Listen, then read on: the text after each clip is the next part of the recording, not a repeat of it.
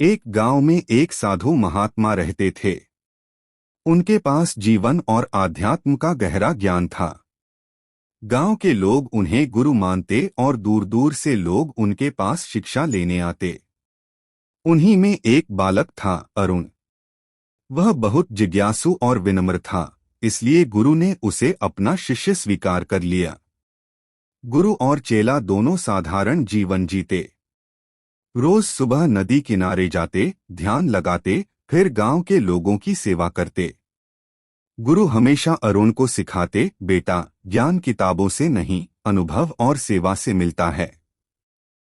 जो दिल को नम्र बनाए वही असली शिक्षा है।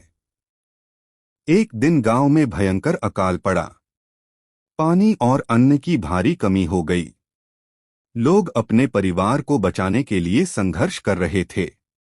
ऐसे समय में अरुण ने गुरु से पूछा, गुरुदेव, इस संकट में हमें क्या करना चाहिए?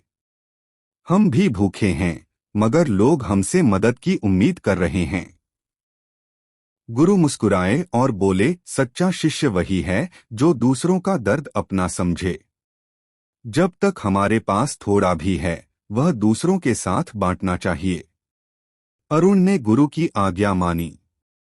वे दोनों अपना छोटा सा अनाज का भंडार गांव वालों में बांटने लगे। कई दिन बीते और उनका भंडार खाली हो गया। अब भूख उनके दरवाजे पर भी दस्तक देने लगी।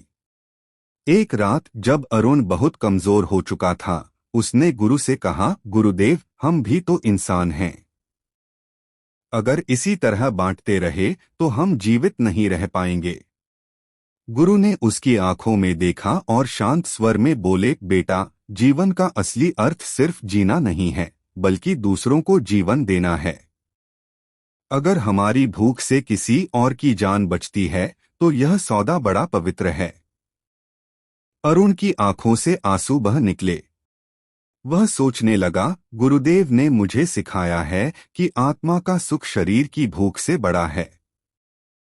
कुछ दिनों बाद गांव में बारिश हुई और अकाल समाप्त हो गया। लोग बच गए। सभी गांव वाले समझ गए कि यह गुरु और उनके शिष्य की सेवा भावना ही थी जिसने उन्हें कठिन समय में सहारा दिया। गांव ने गुरु और अरुण की सेवा को जीवन भर याद रखा। अरुण को अब समझ आया कि असली शिक्षा त्याग, सेवा और प्रेम में है, न कि केवल पुस्तकों में।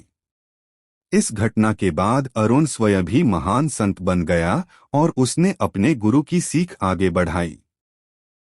गुरु और शिष्य का रिश्ता केवल शिक्षा तक सीमित नहीं होता, बल्कि यह जीवन जीने की कला सिखाता है। सच्चा गुरु वह है जो अपने शिष्य को मानवता की राह दिखाए, और सच्चा शिष्य वही है जो गुरु के मार्गदर्शन पर चलकर अपने जीवन को दूसरों के लिए समर्पित करे। कहानी अच्छी लगी हो तो लाइक सब्सक्राइब अवश्य कर ले। धन्यवाद।